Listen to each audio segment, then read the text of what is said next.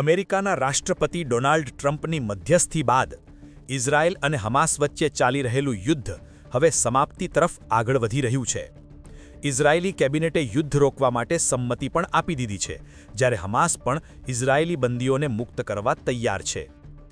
જો કે કેટલાક મહત્વના પ્રશ્નો હજુ પણ વળ ઉકેલાયેલા છે, જેમ કે શું હમાસ પોતાના હથિયારો હેઠા મૂકશે અને ગાઝા પર શાસન કોણ કરશે. હમાસના એક ટોચના નેગોશિએટરે જણાવ્યું કે તેમને આશા છે કે ઇઝરાયેલ પોતાના વચન પ્રમાણે સૈનિકોને પાછા બોલાવશે અને તેઓ પણ ટૂંક સમયમાં બંદીઓને મુક્ત કરવાની દિશામાં આગળ વધશે.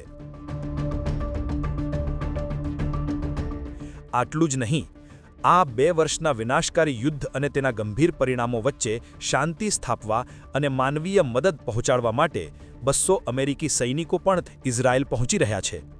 ત્યારે તમને શું લાગે છે, ગાઝા પર હવે કોણ શાસન કરશે?